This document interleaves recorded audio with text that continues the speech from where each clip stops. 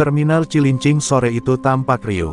Suara klakson angkot bercampur dengan teriakan calo, sementara aroma asap knalpot dan gorengan bersatu memenuhi udara. Di tengah hiruk-pikuk itu, satu sosok berdiri mencolok, Bagong, pria bertubuh besar dengan kepala pelontos, mata merah, dan bekas luka panjang di pipi kirinya. Dialah Raja Terminal, pemimpin preman paling ditakuti di kawasan utara Jakarta. Bagong bukan sekadar preman biasa. Sejak remaja, ia sudah tumbuh di jalanan, berlumur darah dan kekerasan. Konon, ia pernah memukuli seorang polisi hingga koma hanya karena diminta berhenti memalak. Dari situlah namanya melambung, membuat siapapun yang mendengar namanya langsung menelan ludah ketakutan. Di Terminal Cilincing, nama Bagong adalah hukum. Setiap hari, ia dan kelompoknya menyapu kios-kios di terminal. Pemilik warung kopi, pedagang nasi uduk, sampai tukang rokok eceran, semua tak luput dari setoran. Uang 1.000 pun dipaksa keluar. Kalau gak mau bayar, jangan mimpi jualan di sini, begitu kalimat Bagong yang sudah menjadi kutukan bagi para pedagang. Siang itu, Bagong mendatangi sebuah toko kelontong kecil. Dengan langkah berat dan dada membusung, ia menepuk meja etalase hingga gelas-gelas bergemerincing. Sang pemilik toko yang sudah tua hanya bisa gemetar. Mana jatah bulan ini? Suara Bagong dalam dan berat, penuh ancaman. Tangannya yang besar mencengkeram kerah baju si pemilik toko, membuat lelaki tua itu nyaris tak bisa bernapas. Warga hanya menonton. Mereka tahu, sekali saja ada yang mencoba menolong, nyawanya bisa melayang. Sudah banyak korban yang menjadi pelajaran, dari tukang parkir yang dipukul hingga babak belur, sampai seorang pemuda yang berani melawan, namun kemudian ditemukan di sungai dengan tubuh penuh luka. Tak ada yang berani menantang Bagong. Anak buahnya, sekitar 20 orang, menyebar di sekitar terminal, memungut uang setoran dari kios-kios lain. Dengan wajah bengis dan tawa menghina, mereka memperlihatkan betapa kebal hukum kelompok itu. Polisi pun seolah menutup mata, seakan Bagong punya kekuatan lebih besar dari sekadar preman jalanan. Di atas kursi plastik reyotnya, Bagong duduk seperti raja, menghisap rokok dalam-dalam. Tatapan matanya menyapu kerumunan, membuat siapa saja menunduk tak berani menatap balik. Senyuman tipis di bibirnya bukan senyuman ramah, melainkan tanda bahwa siapapun yang ada di wilayah terminal ini adalah miliknya. Bagong merasa tak terkalahkan, dan ia menikmati setiap detik kekuasaan itu. Namun, apa yang Bagong tidak tahu, sore itu langit Cilincing tidak hanya membawa angin terminal yang biasa. Ada bayangan baru yang diam-diam mengintai. Sebuah kekuatan yang jauh lebih berbahaya daripada dirinya, menunggu waktu untuk mengguncang singgasananya. Malam itu, setelah menguasai setoran dari hampir seluruh kios, Bagong berjalan menyusuri lorong terminal dengan dada tegap. Anak buahnya menenteng kantong plastik hitam berisi uang recehan bercampur lembaran lusuh. Jumlahnya tidak seberapa, tetapi bagi Bagong, uang itu bukan sekadar harta, melainkan simbol kekuasaan. Selama ada gue di sini, gak ada yang bisa jualan tanpa izin gue. Teriaknya lantang, membuat pedagang yang masih buka buru-buru menunduk. Seiring waktu, ulah Bagong semakin menjadi. Jika sebelumnya ia hanya memungut uang sekadar untuk jatah keamanan, kini ia menuntut lebih. Bukan hanya uang, tetapi juga barang dagangan. Dari sekotak rokok, beberapa botol minuman, sampai karung beras pun pernah ia rampas. Bagi Bagong, itu semua hiburan, cara menunjukkan bahwa ia adalah penguasa yang bisa berbuat sesuka hati. Warga terminal hidup dalam ketakutan. Setiap pagi, pedagang kecil harus menghitung berapa banyak yang harus mereka sisihkan untuk Bagong. Beberapa di antaranya bahkan terpaksa menjual barang dagangan lebih mahal agar bisa menutupi pajak liar itu.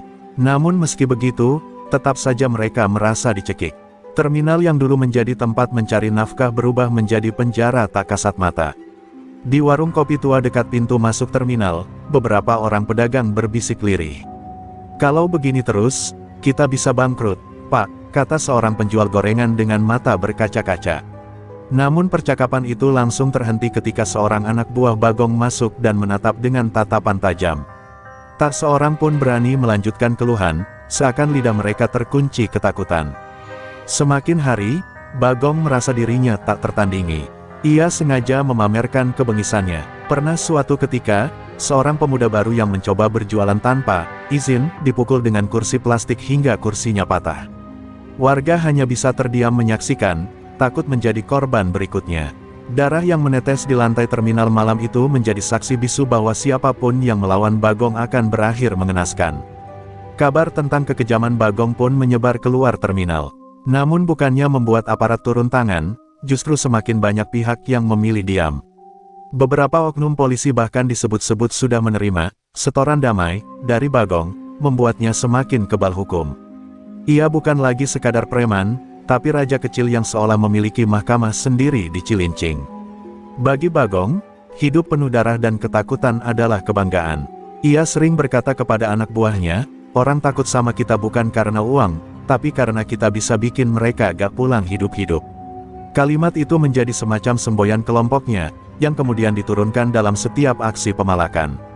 Namun di balik semua itu, tanpa disadari Bagong sedang melangkah ke ujung jurang. Semakin banyak ia menindas, semakin banyak pula mata yang mengawasi. Dan di antara tatapan warga yang takut, ada sepasang mata asing yang menatap penuh perhitungan, bukan dengan takut, melainkan dengan dingin. Sebuah badai besar sedang mendekat, meski Bagong sama sekali tak menyadarinya. Suatu siang yang terik, suasana terminal Cilincing seperti biasa dipenuhi teriakan calo dan pedagang. Bagong baru saja selesai menghajar seorang pemuda yang terlambat membayar setoran. Warga yang menyaksikan hanya bisa menelan ludah, sementara darah si pemuda bercucuran di lantai terminal. Namun perhatian Bagong tiba-tiba teralihkan saat ia melihat sebuah toko kelontong baru berdiri di pojok terminal. Toko itu tampak berbeda, rak-raknya penuh barang, cat temboknya masih baru, dan yang paling mencolok pemiliknya terlihat tenang. Laki-laki berwajah keras itu berdiri dengan tangan bersedekap, menatap keramaian tanpa ekspresi. Bagong menyeringai sinis. "Heh, berani banget buka toko di wilayah gue tanpa ngomong dulu," gumamnya sambil meludah ke tanah. Dengan langkah berat, Bagong menghampiri. Dua anak buahnya mengiringi dari belakang, menenteng botol minuman keras. Begitu sampai di depan toko, Bagong langsung menepuk meja kayu di sana, membuat botol-botol kaca bergetar.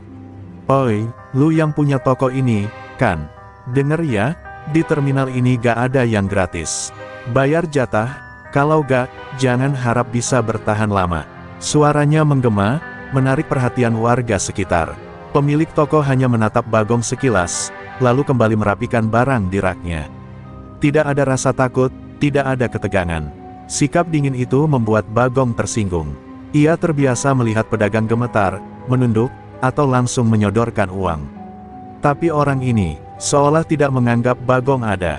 "Woi, gue ngomong sama lu." Bagong mendengus, meraih kerah baju si pemilik toko.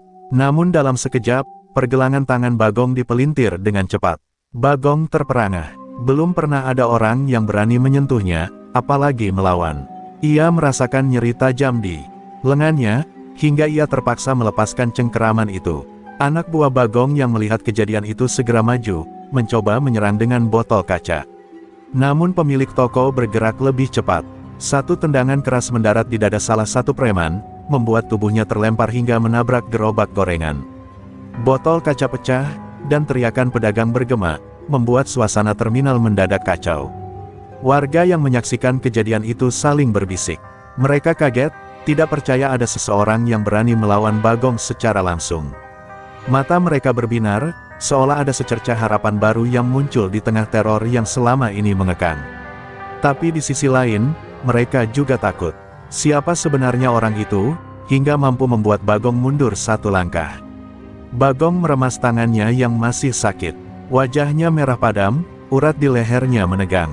Ia menatap pemilik toko itu dengan tatapan penuh dendam. "Berani banget lu bikin gue malu di depan orang banyak," desisnya. Namun pemilik toko hanya menjawab dengan tatapan dingin. Tatapan yang berbeda dari pedagang lainnya, tatapan seorang pria yang menyimpan rahasia besar. Bagong tak tahu, ia baru saja menyentuh api yang kelak akan membakar habis seluruh kerajaannya. Terminal Cilincing mendadak sunyi setelah insiden siang itu. Warga masih membicarakan bagaimana pemilik toko baru berani menangkis tangan Bagong dan merobohkan anak buahnya hanya dengan sekali tendangan. Bagi mereka, itu bagaikan mimpi. Bagong yang selama ini menebar teror, untuk pertama kalinya terlihat goyah. Namun di balik keterkejutan itu, ada juga ketakutan. Mereka tahu, Bagong tidak akan tinggal diam. Sore menjelang malam, Bagong kembali datang ke toko tersebut bersama hampir 10 anak buahnya. Wajahnya menegang, tatapannya penuh amarah. "Lu pikir bisa seenaknya di sini?" teriak Bagong, membuat warga berhamburan menjauh. Anak-anak kecil ditarik paksa masuk ke rumah, sementara pedagang buru-buru menutup kios mereka. Semua orang tahu, akan ada darah malam ini. Bagong menendang pintu toko hingga berdebam keras. Pemilik toko itu muncul, tetap dengan wajah dingin tanpa rasa gentar. Bagong mendekat, menempelkan parang pendeknya di meja. "Gue kasih kesempatan terakhir. Bayar jatah keamanan, atau toko lo gue bakar sekarang juga."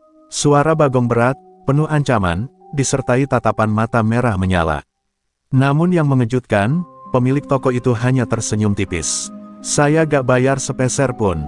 Saya gak takut sama elo, atau sama anak buah lo," ucapnya pelan tapi tegas. Kalimat itu bagai petir di siang bolong. Warga yang bersembunyi di balik kios dan jendela saling pandang, ngeri sekaligus kagum. Belum pernah ada yang berani berkata seperti itu kepada Bagong. Anak buah Bagong sontak menggeram, siap maju menghajar. Tapi pemilik toko itu hanya mengangkat tangannya seolah menantang, gerakan yang begitu percaya diri. Bagong sendiri terdiam sejenak, tak terbiasa menghadapi penolakan. Dadanya bergemuruh, antara marah dan heran. Ia terbiasa melihat orang menangis, memohon-mohon, bukan menantangnya balik. "Lu kira lu siapa? Hah?" Bagong meraung, lalu melayangkan pukulan keras. Namun dalam sekejap, pukulannya ditangkis, dan tubuh Bagong didorong mundur hingga menabrak meja warung di belakangnya. Dentuman itu membuat terminal semakin gaduh, warga yang bersembunyi menahan napas, tak percaya Bagong bisa dibuat mundur begitu saja. Bagong bangkit, wajahnya merah, urat lehernya menegang. Anak buahnya segera maju menyerang beramai-ramai. Namun lagi-lagi, dengan gerakan cepat dan presisi, pemilik toko itu membuat dua orang tersungkur hanya dalam hitungan detik. Warga ternganga, seolah mereka sedang menonton seseorang yang bukan sekadar pedagang biasa, melainkan sosok dengan kemampuan bertarung yang jauh di atas rata-rata. Bagong terhuyung, gengsinya hancur di depan orang banyak. Ia hanya bisa menatap dengan penuh kebencian, napasnya tersengal. Malam itu, di dalam dirinya tumbuh satu keyakinan, orang ini bukan pedagang biasa. Dan Bagong bersumpah, ia akan mencari tahu siapa sebenarnya pemilik toko yang berani menolak setoran darinya. Ia tak tahu, sumpah itu justru menjadi awal kehancurannya. Malam setelah bentrok singkat itu, terminal Cilincing masih diliputi ketegangan. Warga tidak berani tidur terlalu cepat, sebagian berkerumun dalam bisik-bisik penuh rasa cemas. Nama pemilik toko baru itu mulai jadi buah bibir. Mereka heran, siapa sebenarnya pria yang berani menolak Bagong secara terang-terangan. Ada yang bilang dia mantan tentara, ada pula yang berbisik bahwa dia bekas algojo penjara. Bagong sendiri murka bukan main. Di markas kecilnya, gubuk reyot yang ia jadikan posko di belakang terminal, ia melempar botol minuman keras ke dinding. "Kurang ajar, baru kali ini gue dipermalukan," teriaknya dengan wajah merah padam. Anak buahnya hanya menunduk, tak berani menimpali. Mereka tahu, setiap kali Bagong marah, biasanya akan ada korban. Di antara anak buahnya, ada seorang pria bertubuh kurus bernama Jampang. Ia memberanikan diri berbisik, "Bang, katanya orang itu bukan orang sembarangan. Gue dengar, dia ada hubungannya sama Viper Darah." Kalimat itu membuat suasana hening seketika. Beberapa anak buah Bagong menelan ludah, wajah mereka pucat. Nama itu bukan nama main-main. Viper Darah adalah geng yang melegenda di dunia jalanan Jakarta. Mereka tidak banyak jumlahnya, tapi terkenal kejam, terlatih, dan tanpa kompromi. Sekali mereka bergerak, lawan biasanya hilang tanpa jejak. Konon, banyak kelompok preman besar tumbang hanya karena salah menyentuh anggota mereka. Nama Viper Darah adalah momok bagi setiap preman yang masih ingin hidup. Bagong terdiam beberapa saat, lalu meledak dengan tawa kasar. "Hahaha, Viper Darah, cuma cerita lama itu. Jangan bikin gue ketawa, Jampang. Kalau bener dia dari geng itu, ngapain buka toko recehan di terminal gue? Gue gak takut sama siapapun." Tawa Bagong bergaung, tapi di balik suaranya, terselip keraguan yang tak bisa ia sembunyikan. Beberapa anak buah saling pandang dengan wajah khawatir. Mereka tahu Bagong terlalu congkak untuk mengakui rasa takut, tapi mereka sendiri tidak bodoh. Viper Darah bukan sekadar cerita lama. Meski jarang terlihat, setiap kali nama itu muncul, selalu ada darah yang mengikuti. Dan kini, nama itu disebut-sebut berada tepat di tengah terminal Cilincing. Sementara itu, pemilik toko yang jadi sorotan justru tampak tenang. Malam itu ia duduk sendiri di dalam tokonya, menyalakan rokok dan memandang keluar jendela. Di balik tatapan dinginnya, tersimpan aura yang membuat siapapun yang menatap terlalu lama merinding. Seolah dia sudah tahu apa yang akan terjadi, dan dia siap menghadapinya. Warga yang mendengar kabar itu mulai menyimpan harapan. Mereka berbisik-bisik di balik pintu, kalau benar dia dari Viper Darah, mungkin Bagong akhirnya akan jatuh. Untuk pertama kalinya setelah sekian lama, muncul cahaya kecil di hati mereka. Namun, di sisi lain, mereka juga sadar, jika benar-benar terjadi bentrokan antara Bagong dan Viper Darah, maka terminal Cilincing akan berubah menjadi lautan darah. Sejak nama Viper Darah disebut-sebut, suasana terminal semakin mencekam. Warga berusaha menghindari Bagong, takut terlibat dalam kemarahannya. Namun bagi Bagong, kabar itu justru dianggap hinaan. Setiap kali mendengar desas-desus bahwa pemilik toko baru mungkin terkait dengan geng legendaris itu, darahnya mendidih. "Gak ada geng yang bisa ngatur gue. Gue raja di sini," teriaknya berulang kali di depan anak buahnya, seolah ingin meneguhkan wibawa yang mulai goyah. Pada suatu malam, Bagong mengumpulkan semua anak buahnya di lapangan kosong dekat terminal.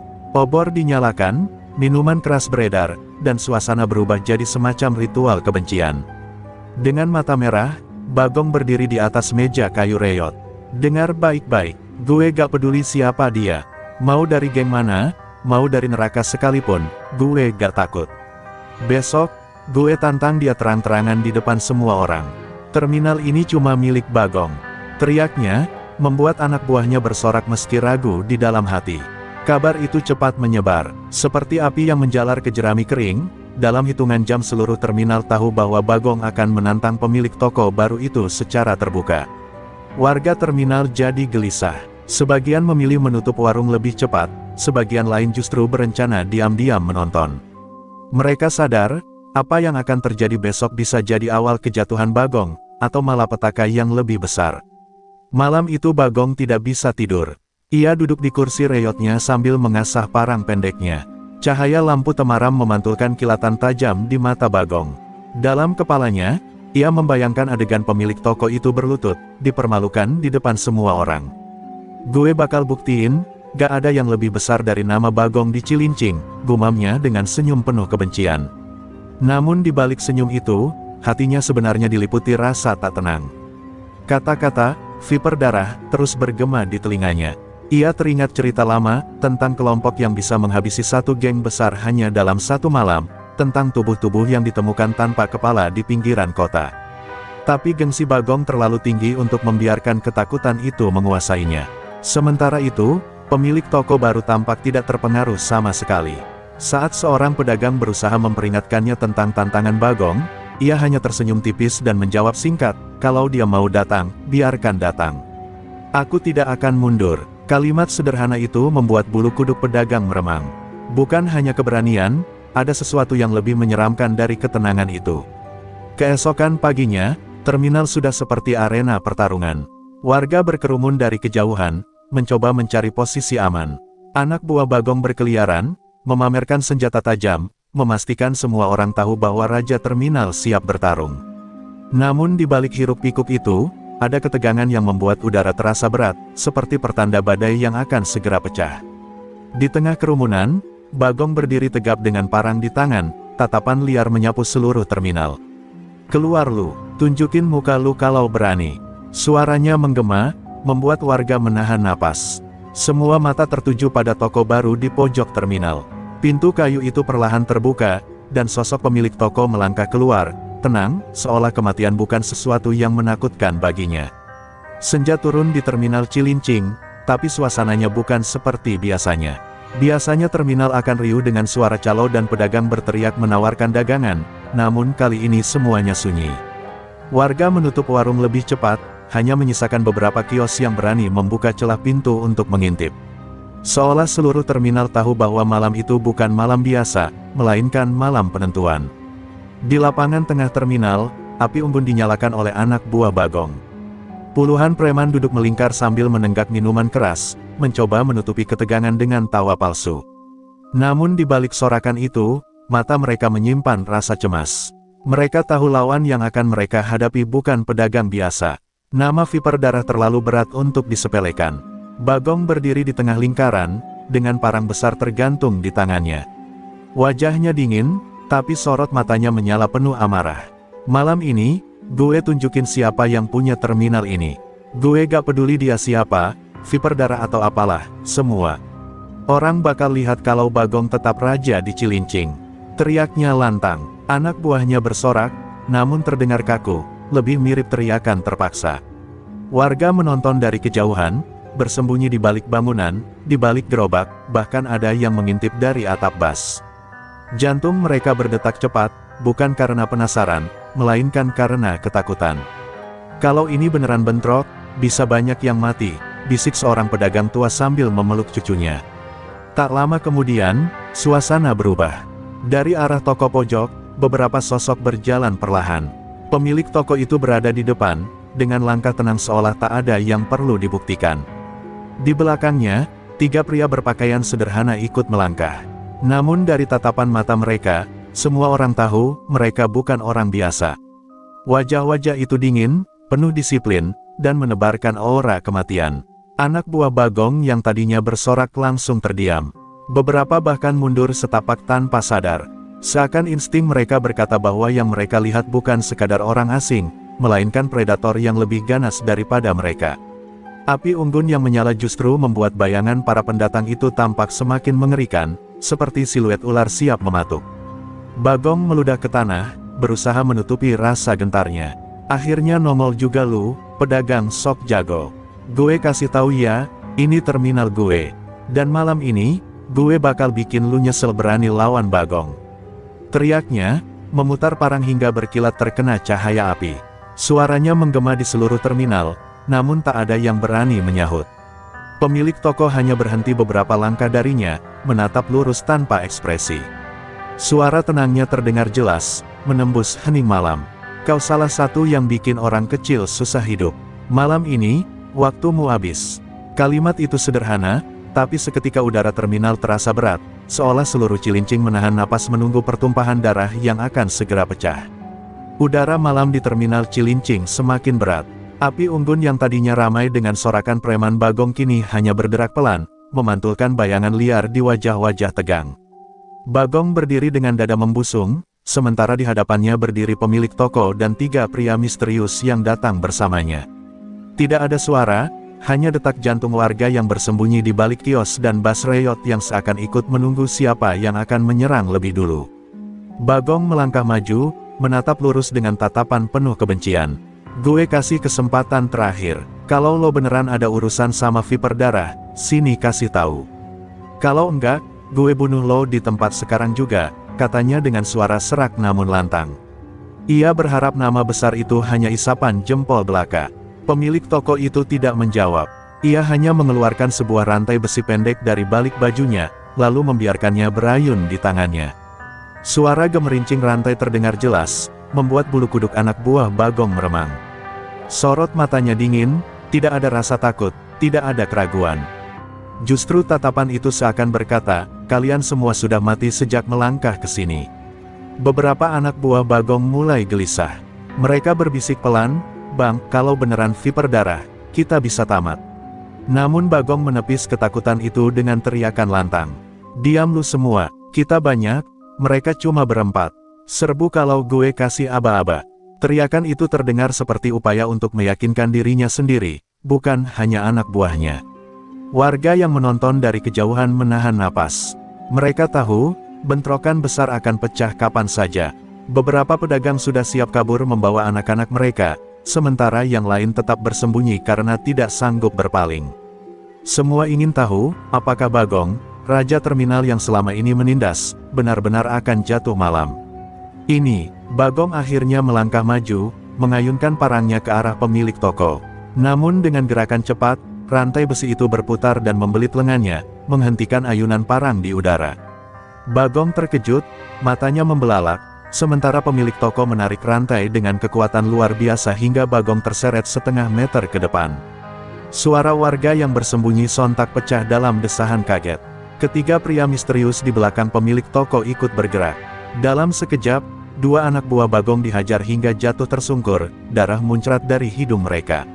Satu lagi dipukul begitu keras hingga menabrak dinding kios. Semua terjadi terlalu cepat, membuat para preman Bagong kaget setengah mati. Tiba-tiba, mereka sadar bahwa lawan di depan mereka bukan sekadar pedagang, melainkan benar-benar Viper darah. Terminal Cilincing pun meledak dalam teriakan dan kekacauan. Bagong berusaha melepaskan diri dari jeratan rantai, sementara anak buahnya maju dengan senjata tajam. Malam itu, bentrokan pertama antara Bagong dan Viper darah resmi pecah, dan darah pertama sudah tertumpah di tanah terminal. Jeritan dan suara besi beradu memenuhi terminal Cilincing malam itu. Bagong yang berhasil melepaskan rantai dari lengannya mengaum bagaikan binatang buas. Wajahnya merah padam, urat-urat lehernya menegang, dan matanya menyala penuh amarah. "Bunuh mereka!" teriaknya lantang, membuat anak buahnya yang sempat ragu kini maju serentak dengan golok, kayu, dan botol pecah di tangan mereka. Dari arah kios, Viper darah bergerak seperti bayangan. Pemilik toko yang tadi dipalak melangkah maju paling depan, rantai besinya berputar cepat, memecah suara malam. Dua pria misterius lainnya menghajar preman Bagong dengan gerakan presisi, seakan mereka telah menghafal setiap titik lemah lawan. Sementara yang terakhir berdiri tegak, menjaga agar warga yang bersembunyi tidak terkena dampak bentrokan. Pertarungan berlangsung brutal, suara besi membentur parang, kayu menghantam daging, dan jeritan kesakitan memenuhi udara.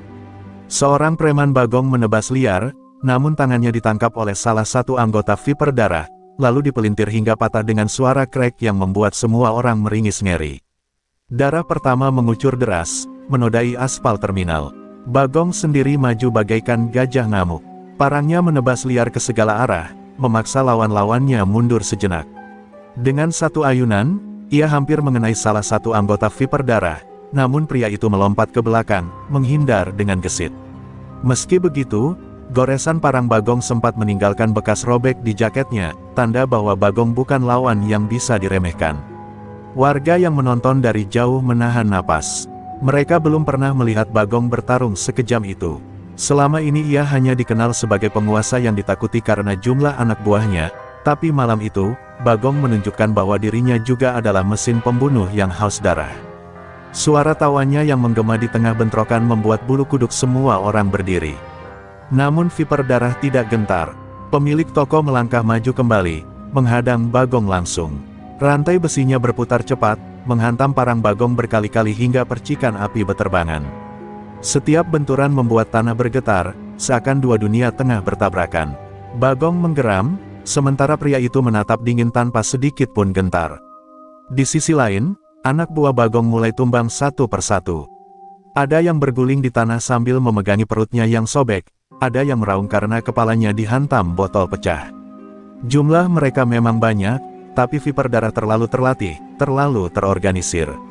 Warga yang menyaksikan kini mulai berbisik dengan wajah penuh harapan, mungkin malam ini Bagong benar-benar akan jatuh.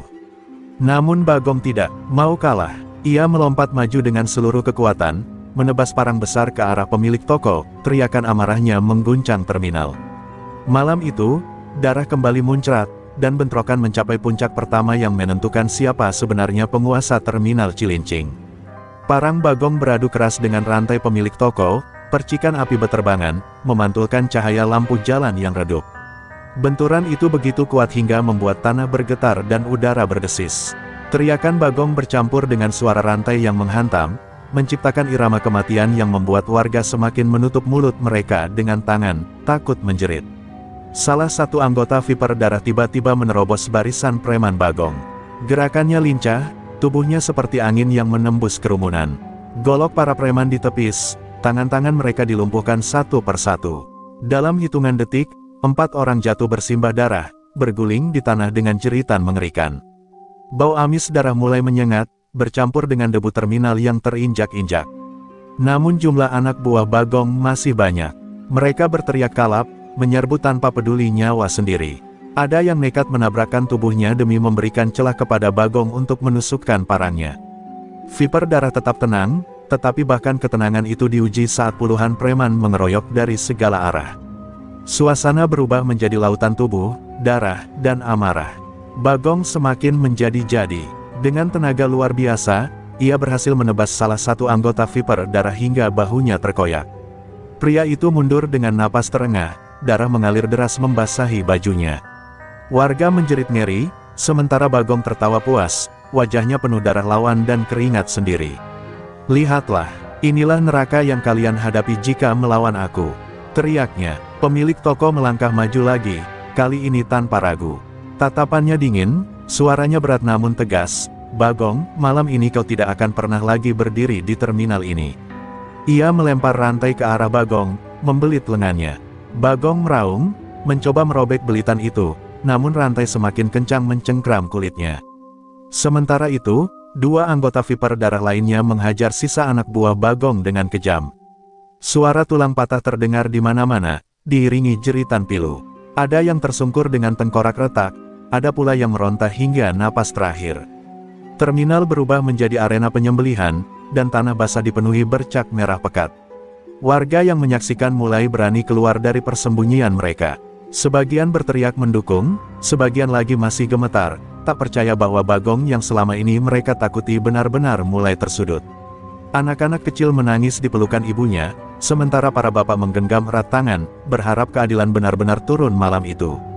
Pertarungan semakin sengit, darah semakin deras, dan di balik semua itu satu kenyataan mulai jelas, Bagong mungkin kejam, sadis, dan ditakuti, tapi untuk pertama kalinya dalam hidupnya, ia menghadapi lawan yang tidak bisa ditundukkan dengan teror.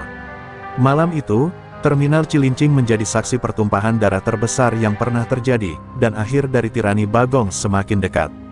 Bagong meraung seperti binatang buas yang terluka. Parang di tangannya bergetar, urat di lehernya menonjol, matanya merah penuh darah. Dengan sekali hentakan, ia merobek rantai yang membelit lengannya, logam itu patah seperti hanya seutas tali rapuh. Warga yang melihat ternganga, tak percaya manusia biasa bisa memiliki tenaga sekuat itu. Bagong kini benar-benar terlihat seperti iblis yang baru saja lepas dari neraka. "Viper darah, kalian pikir bisa menjatuhkan aku?" teriaknya sambil menebaskan parang membabi buta. Setiap ayunan menimbulkan suara mendesing yang membuat bulu kuduk berdiri. Dua anggota Viper darah hampir terkena tebasan maut itu, namun mereka masih bisa mengelak. Meski begitu, pakaian mereka tergores dan darah mulai menetes. Bagong semakin beringas ketika melihat itu. Amukan Bagong membuat terminal seakan bergetar. Ia melompat ke tengah kerumunan, menebas kanan-kiri. Beberapa anak buahnya yang masih hidup berteriak histeris, mencoba ikut menyerang, namun justru menjadi korban tebasannya sendiri. Bagong sudah tidak peduli, kawan atau lawan, semua adalah tumbal bagi amarahnya. Pemilik toko dan dua anggota Viper darah bertukar pandang, menyadari bahwa yang mereka hadapi bukan lagi manusia biasa. Dia sudah kehilangan kendali, kalau dibiarkan, dia akan habisi semua yang ada di sini, gumam salah satu dari mereka. Rantai yang putus masih meneteskan darah Bagong, menjadi simbol betapa ganasnya lawan ini. Bagong kembali menebas, kali ini menghantam tiang terminal hingga kayunya terbelah dua. Suara gemuruh membuat warga berlari mundur. Beberapa ada yang terjatuh, wajah mereka pucat pasi. Satu persatu lampu jalan padam, seolah malam ikut bersekongkol dengan kegelapan yang kini merasuki Bagong. Pemilik toko maju lagi, tubuhnya dipenuhi luka, namun sorot matanya tak goyah. Ia tahu, kalau malam ini mereka tidak berhasil menumbangkan Bagong, maka besok terminal akan berubah jadi neraka bagi warga. Dengan teriakan lantang, ia memimpin serangan, hidup atau mati, malam ini Bagong harus tumbang.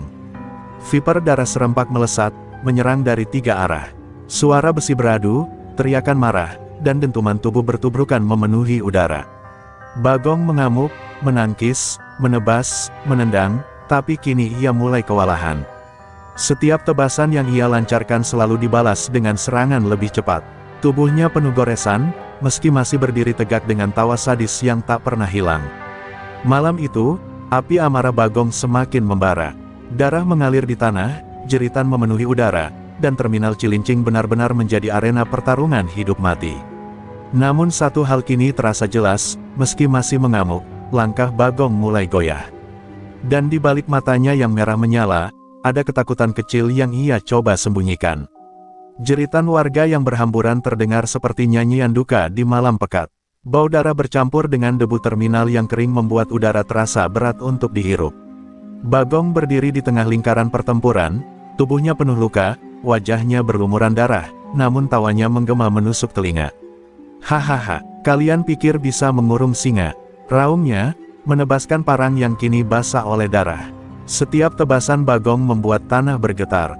3 anggota Viper Darah mencoba menekannya dari berbagai arah, namun Bagong seperti iblis tak tersentuh. 1 orang terpental, tubuhnya menghantam gerobak hingga patah berderak. Seorang lainnya hampir kehilangan lengannya saat menangkis tebasan. Namun yang membuat bulu kuduk berdiri adalah sorot mata Bagong, tidak lagi seperti manusia, melainkan seperti binatang lapar yang hanya ingin membantai.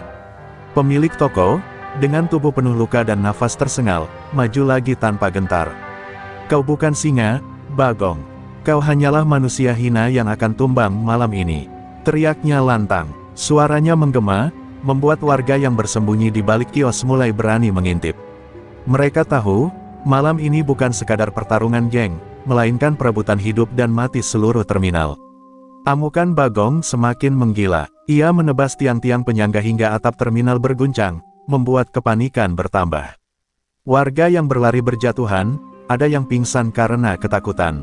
Darah dari tubuh para preman yang tewas sudah membentuk genangan merah di lantai terminal. Terminal Cilincing benar-benar berubah jadi neraka terbuka, saksi bisu kebiadaban seorang manusia yang kehilangan akal. Namun Viper Darah tidak menyerah. Mereka mulai menggunakan strategi, bukan lagi melawan dengan frontal, melainkan membuat Bagong kelelahan dengan serangan bergantian. Setiap kali Bagong menebas, seorang lainnya menusuk dari arah berlawanan. Meski tubuh mereka penuh luka, semangat mereka membara karena mereka tahu, satu kesalahan saja bisa berakhir maut. Bagong mulai terengah, meski masih tertawa. Nafasnya kasar, darah menetes dari luka di dadanya. Hahaha, darahku mungkin habis, tapi aku akan membawa kalian semua ke neraka bersamaku. Teriaknya, lalu melompat tinggi dengan parang terangkat, siap menebas siapapun yang ada di bawahnya. Adegan itu membuat semua orang terdiam, seakan waktu berhenti sesaat. Tebasan itu menghantam keras, tapi kali ini tak lagi mulus. 3 anggota Viper Darah menahan serangan dengan rantai, besi, dan golok. Dentumannya memekakkan telinga, parang Bagong bergetar, tubuhnya terdorong mundur. Warga yang melihat bersorak lirih, sebuah harapan mulai muncul di tengah neraka. Malam itu, langit Cilincing seakan ikut menyaksikan duel berdarah.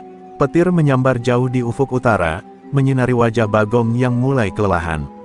Untuk pertama kalinya, tawa sadisnya terdengar serak, bukan lagi tanda kekuatan, melainkan sebuah tanda bahwa Raja Iblis ini mulai terkikis oleh waktu dan darahnya sendiri. Bagong berdiri terhuyung, tubuhnya seperti gunung yang mulai retak. Parangnya masih ia genggam erat, tapi tangannya bergetar hebat, darah menetes tanpa henti dari luka-lukanya. Nafasnya tersengal, mulutnya berbau anyir besi. Namun sorot matanya masih menyala, penuh dengan amarah dan kebencian. Kalian kira aku bisa runtuh semudah itu? Suaranya parau, tapi tetap menggema menusuk jantung para lawan. 3 anggota Viper Darah yang masih bertahan menatapnya penuh waspada. Mereka sadar, Bagong memang sudah terluka parah, tapi seekor binatang yang tersudut justru jauh lebih berbahaya. Pemilik toko, dengan tubuh penuh lebam, menatap tajam ke arah monster yang pernah membuat terminal ini seperti neraka. Lihatlah dirimu, Bagong, kau bukan lagi singa, kau hanya bangkai yang menunggu saatnya jatuh, ucapnya, dingin namun penuh keyakinan. Kata-kata itu menusuk batin Bagong. Sejenak wajahnya bergetar, lalu tawa seraknya pecah lagi. Tapi kali ini terdengar seperti lolongan putus asa, bukan lagi kebanggaan. Ia meraung, lalu menyerang dengan seluruh sisa tenaga. Parang besarnya berayun liar, menghantam dinding, meja, bahkan tubuh lawan yang berusaha menghindar. Setiap ayunan adalah teriakan kemarahan, sekaligus ketakutan. Benturan demi benturan kembali menggema di terminal. Rantai besi menghantam parang, golok beradu dengan tebasan, dan tubuh-tubuh kembali terhempas. Namun, semakin lama serangan Bagong kehilangan presisi. Ototnya kaku, lengannya berat, dan darah yang terus mengalir membuat pandangannya kabur. Seolah tubuh besar itu melawan dirinya sendiri. Warga yang bersembunyi mulai berani bersuara, Sorak-sorai kecil terdengar, memberikan semangat kepada Viper Darah. "Bertahan, sedikit lagi, jangan biarkan dia berdiri," teriak seorang pemuda dari balik kios. Teriakan itu seperti obor yang menyalakan api perlawanan. Para anggota Viper Darah semakin berani mendesak maju, menyerang bergantian, menekan Bagong hingga mundur selangkah demi selangkah. Untuk pertama kalinya, Bagong tersungkur berlutut. Tanah bergetar saat tubuh besarnya jatuh menahan diri. Tangannya yang kekar mencoba menopang tubuh, tapi darah yang terus mengalir membuat kekuatannya terhisap. Ia menatap ke sekeliling, melihat mayat anak buahnya, warga yang menatap penuh kebencian, dan musuh-musuhnya yang tidak lagi gentar. Pandangannya goyah, tapi gengsi membuatnya tetap mencoba berdiri. Namun dunia di sekitarnya seperti berputar. Bagong mencoba mengangkat parangnya, tapi lengannya terjatuh lemas. Tubuhnya yang besar kini goyah, seperti pohon tua yang siap tumbang. Ia meraung lagi, kali ini bukan dengan tawa, melainkan dengan suara lirih penuh dendam dan ketidakikhlasan. "Aku tidak bisa kalah, aku adalah raja," katanya serak, hampir tak terdengar. Saat tubuh Bagong kembali jatuh berlutut, malam di terminal Cilincing seakan menahan napas. Semua mata menatap ke arahnya, menunggu detik-detik runtuhnya seorang raja preman yang selama ini dianggap tak terkalahkan. Tubuh besar yang selama ini menebar teror perlahan, tapi pasti, mulai runtuh di hadapan semua orang. Terminal Cilincing sunyi, hanya suara napas berat Bagong yang terdengar, diiringi tetesan darahnya yang jatuh ke lantai. Tubuh raksasa itu berlutut, matanya merah membara, tapi sorotnya penuh ketakutan. Di hadapannya, para anggota Viper Darah berdiri siap dengan senjata, sementara warga menyaksikan dari kejauhan, menunggu saat bersejarah itu, runtuhnya penguasa yang selama ini menindas mereka. Bagong mengangkat kepalanya, menatap ke langit malam yang hitam pekat. "Aku ini raja, aku penguasa, aku yang paling ditakuti," suaranya bergetar, seakan mencoba meyakinkan dirinya sendiri. Namun kata-kata itu tidak lagi terdengar menggetarkan, melainkan seperti jeritan putus asa seseorang yang takut menghadapi kenyataan. Ia tahu, ajal sedang mengintai dari balik bayang-bayang. Salah satu anggota Viper Darah maju selangkah, rantai besi berlumur darah di tangannya. Raja macam apa yang ditinggalkan anak buahnya mati di tanah? Raja macam apa yang membuat rakyatnya hanya ingin kau tumbang? Kau bukan raja, Bagong. Kau hanya monster yang waktunya berakhir, katanya dingin. Kata-kata itu menghantam Bagong lebih keras dari senjata apapun. Tiba-tiba Bagong meraung, tangannya mengayunkan parang terakhir kalinya, tapi ayunan itu goyah, tak lagi bertenaga. Golok lawan menangkis dengan mudah, dan parang Bagong terlepas, terlempar jauh ke lantai, menimbulkan suara bergaung yang memecah kesunyian. Saat senjata andalannya jatuh, seolah seluruh kejayaan Bagong ikut terhempas bersamanya. Dengan tubuh gemetar, Bagong mencoba berdiri, tapi lututnya tak lagi sanggup menopang. Tubuh besarnya terhuyung, lalu ambruk ke tanah. Dentumannya membuat semua orang terdiam sesaat. Darah mengalir dari luka-lukanya, membentuk genangan merah pekat di bawah tubuhnya. Dari mulutnya keluar desahan, lirih namun penuh kebencian, "Aku tak bisa kalah." Warga yang sejak tadi menahan diri, akhirnya bersorak keras. Teriakan mereka menggema, menggetarkan terminal yang selama ini jadi kuburan ketakutan. Beberapa orang menangis lega, ada yang bersujud syukur, sementara yang lain berteriak menghujat tubuh Bagong yang terkapar. Malam itu, seolah rantai panjang ketakutan yang membelenggu mereka akhirnya patah. Para anggota Viper Darah hanya berdiri tegak, menatap tubuh Raja Preman yang kini tak lagi menakutkan. Tak ada rasa iba, hanya kepuasan dingin melihat makhluk yang selama ini menganggap dirinya dewa kini menjadi bangkai yang kalah. "Semua tirani pasti tumbang," ucap salah satu dari mereka, membuat warga semakin bersorak histeris. Bagong, dengan sisa napas terakhir, menatap ke arah kerumunan. Mata merahnya menyala sebentar, lalu perlahan meredup. Ia mencoba berteriak, tapi yang keluar hanyalah erangan parau. Dan saat kepalanya jatuh menyentuh lantai, seluruh terminal bergemuruh oleh satu kesadaran, raja yang ditakuti, Bagong, akhirnya tumbang dengan cara paling hina. Pagi menjelang di terminal Cilincing. Cahaya matahari menembus sisa kabut malam, mengusap bekas darah yang masih tersisa di lantai terminal. Tubuh Bagong telah dibawa pergi, namun bayangan kejatuhannya masih melekat kuat di mata warga. Semua orang masih sulit percaya, Raja Preman yang selama ini ditakuti benar-benar sudah tumbang, bukan lagi legenda menakutkan yang membayangi kehidupan mereka. Warga mulai keluar dari rumah-rumah mereka, ada yang menata lapak dagangan, ada yang membuka kios kecil yang dulu sering dipalak. Mereka saling menatap, tersenyum, bahkan berpelukan. Seakan-akan beban bertahun-tahun yang menekan dada mereka akhirnya diangkat. Terminal yang dulu suram kini perlahan kembali berdenyut, kembali bernyawa. Para anggota Viper Darah berdiri di tengah kerumunan, namun kali ini bukan sebagai bayangan teror, melainkan pahlawan yang diam-diam disyukuri kehadirannya. Mereka tidak mengangkat tangan untuk menagih, tidak menebar ancaman, hanya mengawasi dengan tatapan tenang. Seolah ingin berkata, kami sudah menunaikan tugas, sisanya milik kalian. Seorang ibu pedagang bakso menangis haru, mengusap wajahnya sambil berkata, akhirnya anak-anak kita bisa jualan tanpa takut dipalak. Terima kasih, ya Allah, terima kasih, suaranya pecah, dan banyak warga lain ikut menitikkan air mata. Suasana itu terasa seperti kebangkitan setelah lama terkubur dalam ketakutan. Namun, di tengah kegembiraan, mereka semua sadar satu hal penting, Bagong hanyalah satu orang dari sekian banyak preman di luar sana. Jika mereka kembali takut, sejarah bisa berulang.